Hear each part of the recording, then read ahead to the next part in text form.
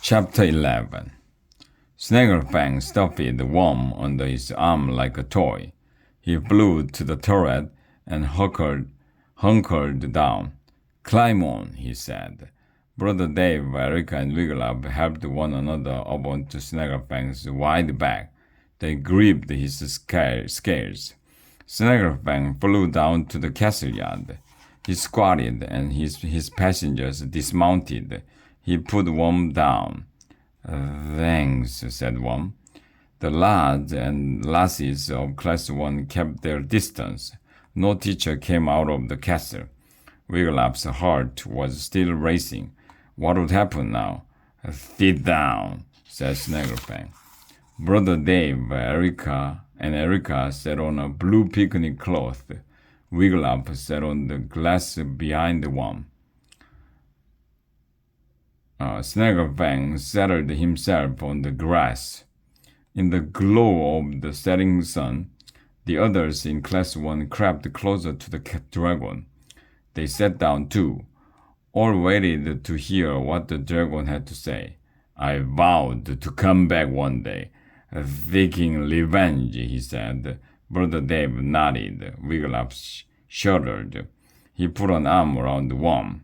"But I have come," said the dragon, "seeking Brittle." "Brittle?" said Brother Dave. "Very well. I shall ask my little brothers to bake you some." "No," said Snaggerfang. "I want your Brittle." My Brittle?" said Brother Dave. "The brittle that breaks off Shinefangs?" Snaggerfang nodded.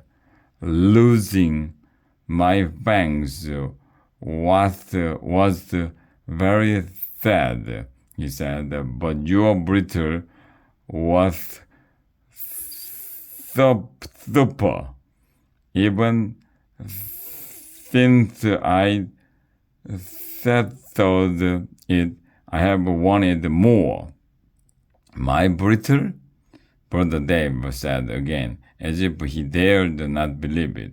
"Your brittle," said the dragon.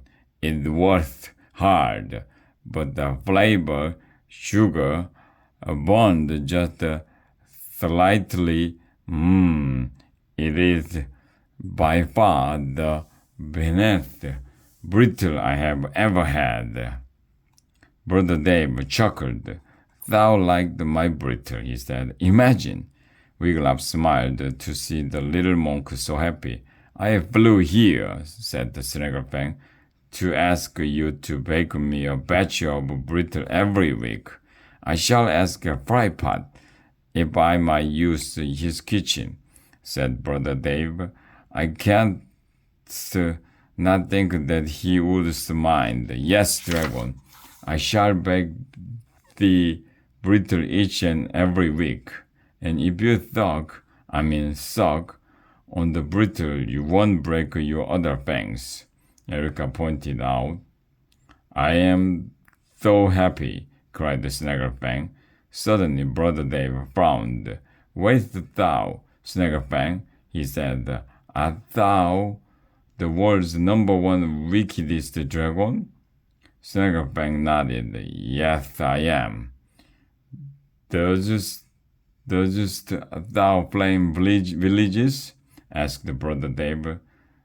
"Dost thou rob peasants of their pennies and others of their gold?"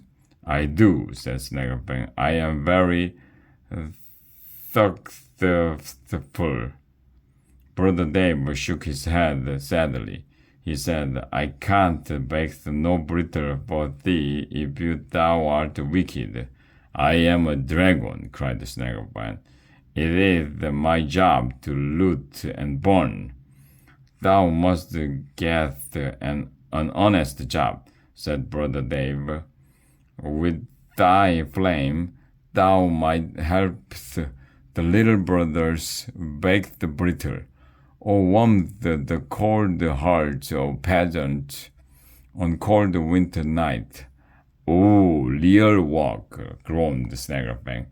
"Thou couldst let small children climb upon thee for fun," said Brother Dave, "and slice down thy tail. Don't be silly, cried Snaggerfang.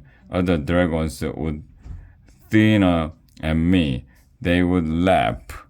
Perhaps, said Brother Dave, I would not be lightest in their hither no salute. Next edition of the world's 100 Wicked Dragons, cried Snaggerfang. No, agreed Brother Dave, but thou wouldst have an everlasting supply of my flesh-baked brittle. I shall leave with a big bag of brittle on top of Sir Lancelot's stone in the dark forest every Tuesday morning. The dragon's eye closed. His nostrils quivered as if smelling brittle. Drool dripped from his lips as he thought how very good it would taste. Snaggerfang's eyes popped open. I will get a good job, he said. Hooray! Cheered everyone. Erica and Wigglytuff leaped to their feet and hugged each other. Thanks for jumping on Worm's back with me, Erica, he said. You are the best friend ever.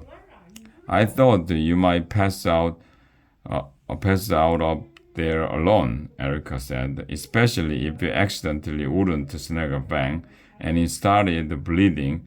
Drip, drip, drip, sticky ooze blood. Stop, cried Wigglytuff. Erica grinned. Now we are even for the clovers, she said. Wigglytuff smiled too. Snaggerfang rose.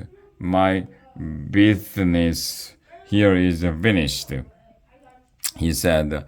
I will see you next Tuesday morning at the Lancelot's throne. We have a date, cried Brother Dave. Snaggerfang puffed a cloud of brittle-colored smoke from his horn. Then he spread his wide wings, circled once over the yard, and flew west. Bye, Snag, Worm bubbled. The castle door opened. Lady Lobelia led Mordred outside. The headmaster was back in his cape, but he still had a bump on his forehead the size of a goose egg. He smiled goofily. Worm, said Brother Dave, get thy up to the library, quick.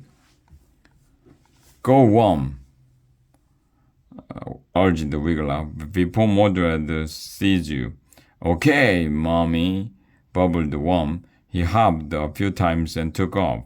Now the student teachers hurried out of the castle, carrying torches. They placed them in holders along the castle wall, lighting up the yard.